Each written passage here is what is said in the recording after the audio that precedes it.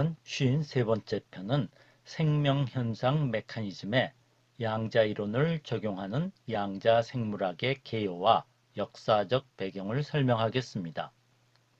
20세기 초 자연과학의 기계론적 관점을 생명현상에 적용했을 때 부족한 점을 보완하려고 양자이론 물리학자인 요르단은 양자역학을 생물학에 접목시키려는 시도로 양자생물학이 시작되었다고 할 수 있습니다. 그 후 슈레딩거는 명저인 생명이란 무엇인가에서 생명현상에 양자이론을 직접 적용하지는 않았지만 양자생물학이 지향하는 방향인 질서로부터 질서의 개념을 제안합니다.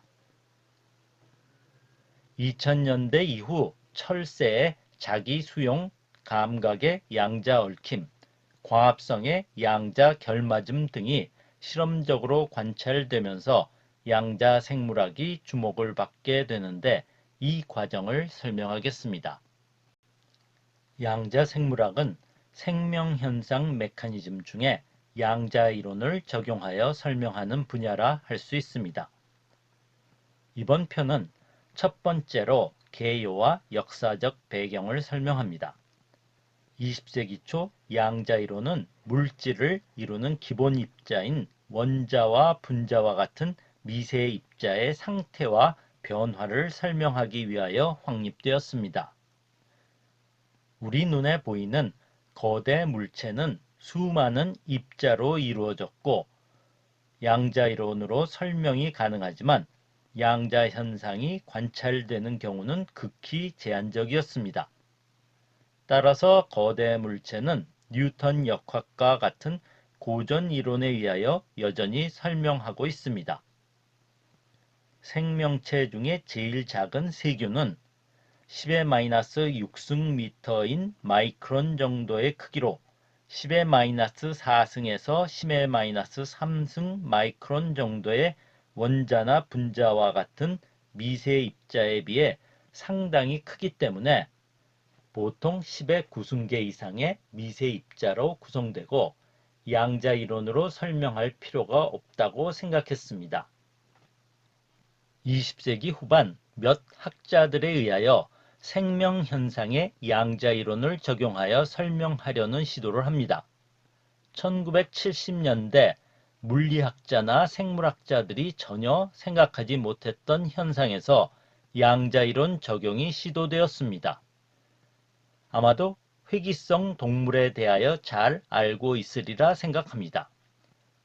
연어와 같은 회귀성 어류, 남대서양의 푸른 바다 거북, 아메리카 대륙의 제왕나비, 철새 등은 수천 킬로미터가 떨어진 곳을 여행하고 같은 곳으로 돌아옵니다.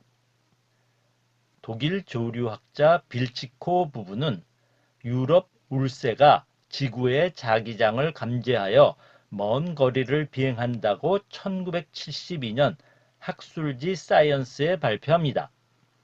계속된 연구에서 감지하는 것이 나침반과 같이 방향만 알아내는 것이 아닌 방향과 지표면과 경사까지 알아내는 경사 나침반이라는 것을 실험을 통하여 알아냅니다.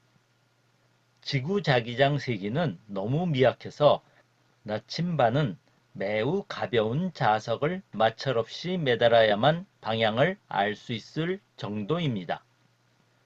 약 30에서 70 마이크로 테슬라 정도로 냉장고에 붙이는 자석 세기의 100분의 1 정도 수준입니다. 울새는 자기 수용 감각체를 가지고 있어 방향을 알아내고 있다는 것입니다. 그리고 후에 자기 수용 감각의 메커니즘은 아무도 예상하지 못한 양자 이론으로 설명이 가능하다는 것이 알려지게 됩니다.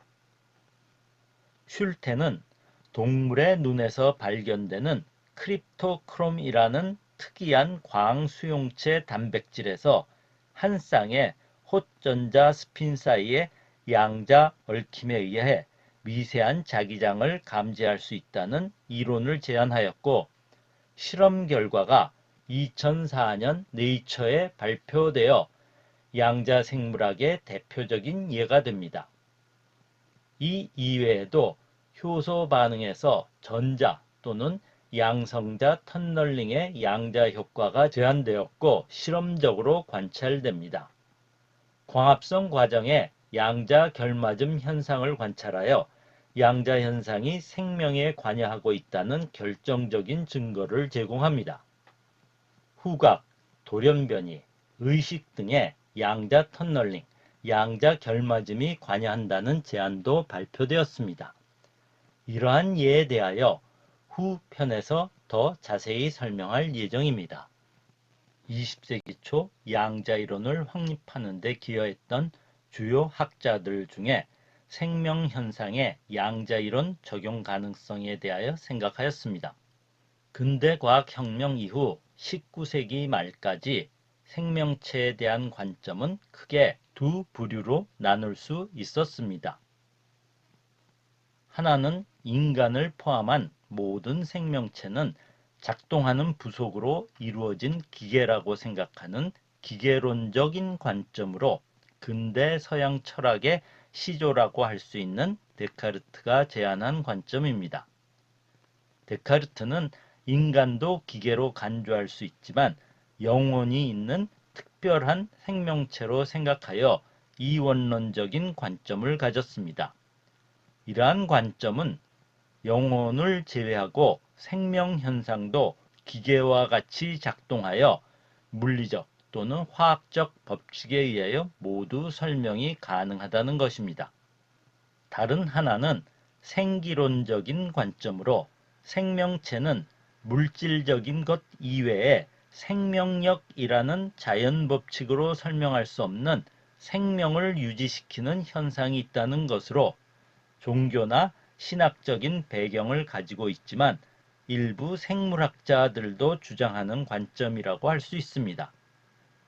20세기 들어오면서 이 두 관점을 절충하는 중간적인 유기체론이라 불리는 관점이 있게 되는데 생명 현상은 기계론적인 관점에서 이미 알려진 물리적 또는 화학적 법칙만으로 설명하지 못하는 신비로운 면이 있는데 이를 설명하기 위한 새로운 물리적 또는 화학적 법칙을 찾기 위하여 노력해야 한다는 것입니다. 유기체론을 주장한 대표적인 학자라 할 수 있는 버탈램피는 생명체는 부속의 합보다 시스템적 작동을 강조하는 일반 시스템 이론을 제안하였고 1928년 저서 형태 발생의 주요 이론에서 고전적 연력학 법칙은 닫힌 개에 적용되고 열린 개인 생명체는 적용되지 않기에 생명을 설명하는 새로운 이론이 필요하다는 제안을 합니다. 이러한 제안에 관심을 가진 양자 이론 물리학자가 요르단으로 보른의 제자로 하이젠베르크와 함께 양자 이론의 행렬역학을 확립하였습니다. 행렬역학 완성 후 1926년부터 코펜하겐의 보호 밑에서 연구를 합니다. 보호는 당시 강연회에서 생명현상의 양자이론 적용을 언급하는데 관점은 모호했지만 요르단에게 연구를 독려했고 1928년 로스토크 대학의 교수로 임용된 후 물리학과 생물학의 연계에 대한 연구를 보호와 서신으로 연락합니다. 1932년 독일 학술지 자연과학에 발표한 양자역학과 생물학과 심리학 기초문제라는 제목의 논문은 양자 생물학의 첫 과학 연구 논문이라 할 수 있습니다. 논문에서 생명체는 양자 현상을 거시 물체에서 구현하는 특별한 능력을 가진다는 주장은 양자 생물학의 현재의 관점과 유사합니다. 그리고 양자역학과 심리학 사이의 연계에 의하여 자유의지의 연관성도 주장합니다. 무생물체의 상태는 수많은 입자들의 무작위 운동의 평균적인 결과이고 각각 분자의 움직임은 거대 물체의 상태를 결정하지 않는다는 요르단의 관점은 후에 슈레딩거가 1944년 저서 생명이란 무엇인가에서 언급하는 관점과 같은 것입니다. 그러나 요르단은 나치에 적극 협력하면서 연구를 나치 이념과 연계하는 시도를 하여 그의 이론이 후에 다른 학자들에게 도외시하는 결과를 초래하게 됩니다. 델 뷰릭은 1930년 학위를 마치고 보와 파울리 밑에서 연구하면서 영향을 받아 양자이론과 생물학 접목에 관심을 갖게 됩니다. 1935년 카이저 비렐름 연구소에서 러시아 생물학자 티모피프 레소프스키와 독일의 생물리학자 진모와 같이 발표한 논문에서 X선에 의한 광이온 반응으로 유전자의 돌연변이를 제한하는 표적 이론을 제안합니다. 당시 유전자가 DNA라는 것이 밝혀지기 이전이었기 때문에 이 이론은 분자생물학에서 이종표가 되는 연구이고 후에 슈레딩거의 생명이란 무엇인가에서도 인용됩니다. 양자이론 확립에 가장 큰 기여를 한 슈레딩거의 저서 생명이란 무엇인가는 생명현상을 물리적, 화학적인 관점에서 포괄적으로 다룬 최초의 책이라고 해도 과언이 아닙니다. 생명체의 특성의 하나인 유전현상, 생명체는 왜 수많은 입자로 이루어지는가 등을 물리적 관점에서 설명합니다. 이 책을 저술할 때는 아인슈타인과 마찬가지로 이미 양자이론의 문제를 제기하고 더 이상 양자이론 연구는 하지 않은 상태였기에 생명현상에 양자이론을 적용하기보다는 고전적 물리이론에 기초하여 서술합니다. 자연의 자발적 진행 방향을 정의하는 연력학 2법칙은 질서에서 무질서로 가는 방향, 즉 엔트로피가 증가하는 반면 생명체는 구조화된 소수의 입자들의 질서로부터 질서로 이행하는 과정이라는 주장을 하면서 음의 엔트로피 과정을 제안합니다. 이 저술에서 양자이론 용어가 나오는 부분이 있는데 돌연변이는 유전 분자 내의 양자 도약 때문이다 라 서술하는데 이는 양자이론에서 전자의 양자 상태 사이 전이를 의미하는 것이 아니라 한정된 포텐셜 장벽의 양자 터널링을 의미한다고 보면 현재 양자 생물학의 주요 연구 주제인 효소의 터널링 현상을 서술한 것으로 볼 수 있습니다.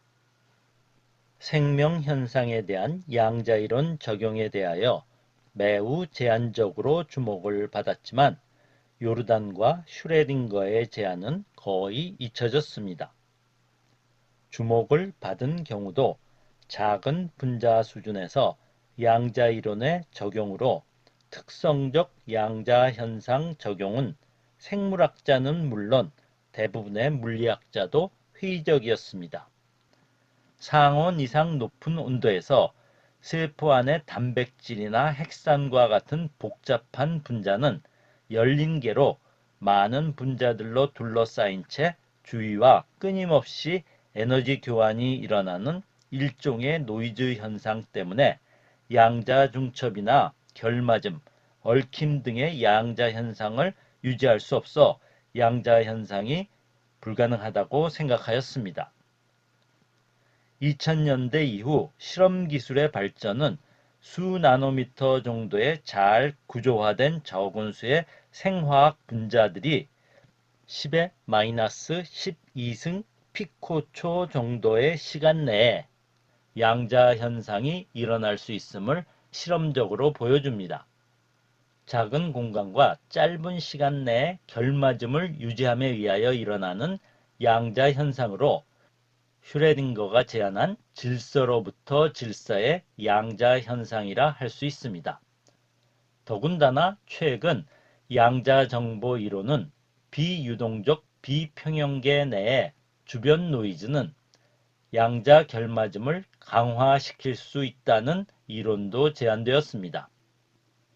2000년 이후 생명체의 양자 현상이 실험적으로 발견되어 주목을 받기 시작하면서 양자 생물학은 생명체 내 양자 결맞음이나 터널링이 존재하는가의 문제를 넘어 그들이 무슨 역할을 하는가로 관심이 옮겨가고 있습니다. 이번 편을 요약하면 생명 현상을 설명하는 기계론적 관점을 보완하는 유기체론 관점에서 요르단은 양자이론의 적용으로 양자 생물학이 시작되었으며 슈레딩거는 질서로부터 질서를 제한하면서 양자 현상이 가능한 시공간의 스케일을 제안하였습니다. 2000년대 이후 실험 기술의 발전으로 철새 조류 항법의 양자 얽힘과 광합성의 양자 결맞음 등의 양자 이론에 의한 생명 현상 설명으로 양자 생물학이 주목을 받게 됩니다.